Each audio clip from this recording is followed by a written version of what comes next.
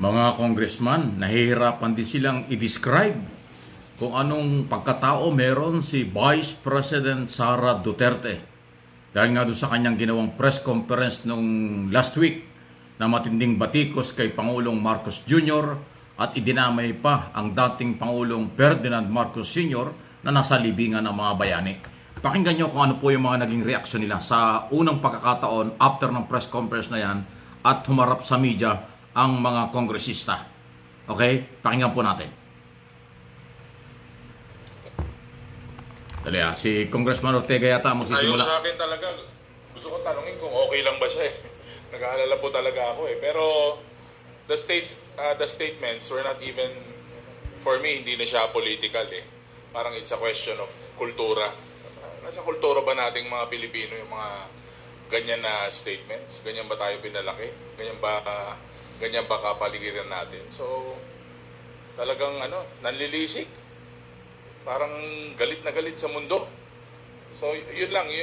Kaya talagang question ko po eh. Kung talagang okay ba siya. So, yun. Okay. Apalo, Hello? Question and answer po kasi ito. Your comment? Si well, I Gutierrez. have to agree with si Congressman Ortega. I think it's a cultural issue, especially yung relation to dun sa discrimination people. Si Congressman Gutierrez to. Most of the people have already complained po, no? I think it doesn't really involve any comment on our part as congressmen, and we leave it siguro to the people to decide on how they would see that as Playing sick naman ito. qualities of a leader. We'd like to acknowledge also the arrival of Congressman Jay Kung Hoon. Good morning, Congressman Jay. And you can also direct your questions to him. Sir, follow up. Go ahead. Following up with that lang po, some of the Young Guns leaders requested psychological evaluation for the Vice President, sir. Would this be firm or may re-recommenda daw po ba tayo na... Sinong gagawa niyan? Psychological evaluation o assessment? Suggestion lang naman yun. Hindi naman, una-una, hindi rin naman ako pwedeng magrekomenda at wala rin akong kilala. Kasi so far parang okay pa naman ako. Pero the people have seen the interview. So parang may something. Ewan ko. Oo. Parang punong-puno ng galit, saka parang parang yung mga lumabas sa ating mga pahayagan, para talagang parang hindi ko alam kung may meltdown o may problema na nangyayari right before our eyes during the press po. Sir?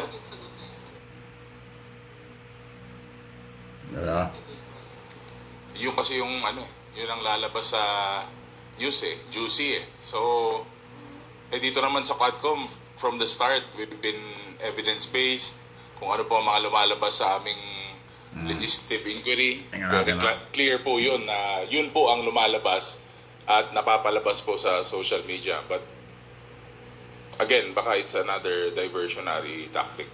Sir, sabi ni Atty. Sal Panelo kanina sa interview, hindi naman daw publicly sinabi ni VP Sara yun. Parang sa group chat lang daw yun. Doon sa sinabi. Tatanggol pa si Panelo. Yung pag-uhukay. Hindi, magaling talaga siya sa ganun. Yung kasi siya yung official interpreter dati, nung dating Pangulo. So malamang ginagawa na rin niya dito ngayon. Sal Panelo. Sir, you mentioned parang punong-puno ng galit. Pwede ba? Yes. Sorry. Punong-puno ng galit dating ng press conference ni Inday. Punong-puno ng galit talaga. Yes. Why do you think po? Bakit po sa tingin ninyo ganun yung nangyari kay and you even mentioned Kong Ortega na parang may meltdown or may problema na nangyari. Why do you think po na nagkaganon? Well, siguro sa nangyayari sa ating Vice President, nagkakaroon siya ng, I think she's being overwhelmed by anger and hate. Congressman, akop naman ito. Pag ang isang tao ay sobrang galit, nawawala siya sa sense of decency sa aking paningin. And sometimes, yung how you manage yung hate sa yung katawan at saka yung nasasaktan ka, it's also a test of your character. Di ba? How you manage these things, it's a test of your character. So in the case of the Vice President, ay lumalabas po yung flaw sa kanyang character. Kasi natatalo ng kanyang galit. Yun po yung akin nakikita as far as this representation is concerned. Maraming salamat po. Sir, ano po? Yeah. Parang ang hugot po ni VP Sara, yung ginagawang pagkalkal doon sa kanyang confidential fund, yung paggamit ng pondo ng kanyang office ng Kamara. So ang House of Representatives po ba kayo, magbabago ba kayo or mag-a-adjust ba kayo, maghihinay-hinay ba kayo sa pag-iimbestiga sa kanyang paggamit? Congressman na mag-a-adjust. Tingnan natin kung ano sagot nila dyan. Sa ganang amin, the performance of one's duty should be the primordial consideration. Trabaho po namin yun And therefore, dapat walang let up to show what really happened and so far as the confidential funds of the Office of the Vice President and the Department of Education when she was still the Secretary. Kasi pag natin magbibigay po kami ng leeway, hindi po na yata in accordance with our mandate. Oo nga, ang trabaho nila. Ganun po ang paningin namin doon. Yan. Before that, we'd like to acknowledge the presence also of our Senior Deputy Speaker, Dong Gonzales. Good morning. Ayan. Si Gonzales. Okay. Yan po yan sa gitna. Sir, yung dito sa nakita nyo na sabi nyo nga may meltdown, kakaiba, yung galit, ganito, ganyan. May nakikita ba kayo na parang signs ng psychological incapacity dun sa nangyari kay Vice President dun sa press con niya? Wow. Sino kayang kasagot yan? Si ako? I think we would not be in a proper position to determine that. Siguro, it would be recommended that she should see a psychologist or psychiatrist. Kasi sila po ang expert dito Hindi po kami. Ayan. So, doktor na pinag-uusapan. Matindi. Sir, sorry. Good morning po. Hindi lang po si Pangulong Marcos and former President Apo Marcos yung, kumbaga, tinira ni VP Sara. Meron din po kasi siyang binanggit laban din po kay Speaker Romualdez na sinabi niyang embarrassment daw po ang ating House Speaker. As House leaders, ano pong masasabi po ninyo dun sa pahayag po na yun? That's her opinion. It's not the opinion of 120 million Filipinos. Ayun. Hindi po ba? Simple lang. And she is entitled to her opinion. Opinion lang yun. Pero hindi entitled lang lahat ng Pilipino. Follow-up lang. Kasi yung embarrassment po is stemming from doon sa sinabi ni VP Sara na tumanggap daw po ng suhol si Speaker Romualdez. Wow. Do you know anything about this or what can you say about this po? Suhol saan yun? She did not expound or elaborate po yung tungkol doon sa susunod daw niyang press con. Pero, so we will not be commenting on that kasi hindi naman namin alam kung ano suhol yan. Hayaan mo po muna mag-expound siya. Then we'll answer the issue about Meron palang banta pa, susunod na press conference. I'd just like to Paduano. Just like what we have done with the Office of the Vice President, giving due courtesy to that office, ang unsolicited advice po is the Vice President should also give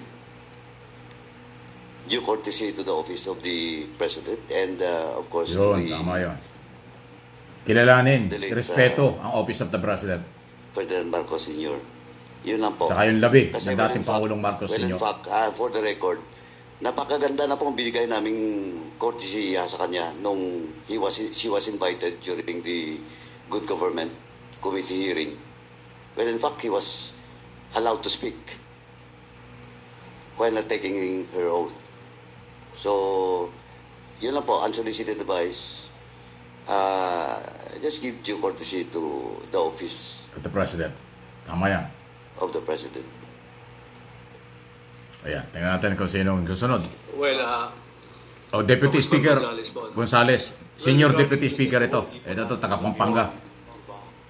Ang pagkaalam ko po from the day of the campaign, ang kasama po ni Vice President Sara ay si Speaker Martin Romualdez. Nung kampanya, correct. Alam niyo po, sa totoo lang, pag nag-uusap kami ni Speaker, kasi po may survey na lumabas na mababasa sa Pampanga during those times, ang pinakiusap ni Speaker Romualdez sa amin na kung pwede tulungan si Vice President Sara sa Pampanga. Oh, yun pala. Kasi nga, may kandidatong Kapampangan doon, si Kiko Pangilinan.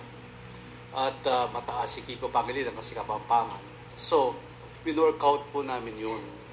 At from day 1 up to the proclamation, kasama po si Speaker Martin Romualdez. Ang kwento, lahat po, siya po ang nagmamalasakit kay Vice President Sara. Kaya nagtataka po ako, biglang bumaliktad na kung hindi sa'yo, Speaker Martin Romualdez, hindi ako naging Vice President. Meron pong statement ganyan nung napanood po natin yun. Kaya sana po, hindi po natin alam kung ano ang nasa isip ni Vice President Sara at yun man lang sabihin mo na uhukayin mo yung tatay at itatapon mo sa West Philippine Sea. Ako po isang nasaktan bilang anak. Kung ako po si Senator Amy Marcos, sinabi sa tatay ko yun, palagay ko, hindi na po kami pwedeng magkita at mag-usap sa panahon na yun. Sasabihin ko, ibang klase na to, ibang usapan na to. So, sana po walang ganyang usapan. At yung ganyang naririnig kong mga salita, salita pag umiinom sa kanto, sa barangay, paglasing na, biruan lang yun, di ba? Pero walang ganyang, pero wala pong ganyan. Medyo, kinumpara na ni Gonzales, salitang kanto. After yung press conference niya, meron po, nasa palasyo po ako, birthday po ni E.S. Bersamin. Pero gusto kong sabihin sa presidente, pero hindi ko po nasabi, kasi baka ayaw po niyang marinig yun. Pero deep inside in my heart, ako po talaga nasaktan doon sa sinabi niya. Because I'm also, anak po ako eh. Hindi na po ako makakakita ng tatay. Isa lang po ang tatay ko. Tapos sasabihin po sa tatay ko yun, nuhukayin niya at itatapon niya. Ay, palagay ko napakasakit po nun. So bilang isang Kristiyano, bilang isang batang pinalaki sa maayos, palagay ko foul po yun. Salamat po. So walang kakampi. Thank you. Walang kumampi, walang kakampi si Vice President Sara Duterte sa Kongreso tungkol dun sa kanyang asal, sa kanyang mga statement laban kay Pangulong Bongbong Marcos at kay dating Pangulong Ferdinand Marcos Sr. na nasa kabilang buhay na gusto niyang hukayin at itapon sa West Philippine Sea. Pamimigay niya doon sa mga Chinese national na nandoon sa West Philippine Sea na aagaw ng Pilipinas. Mahirap pala yan kung yung naging Defense Secretary. Di ba gusto niya Inday Sara maging Defense Secretary? Baka nga pamigay yung ating West Philippine Sea, ito pati labi ng dating Pangulong nananahimik, gusto niyang itapon sa West Philippine Sea. Talagang, sino ba naman maniniwala? Sino ba naman tatanggap niyan? Kaya talagang, hindi lang sa Kongreso, hindi lang sa Senado, yung kakampi sa mga sinasabi ni Inday Sarang yan, talagang, sabi nga ni Congressman Gonzales, salitang lasing yan. Salitang kanto. Ayan, kinumpara na yung salitang kanto at lasing ang ginagawa ng Vice President. Ang tindi niyan. So talagang until now pinag-uusapan ito. Mahaba pa ito. Hindi ito matatapos dahil pala may warning pa.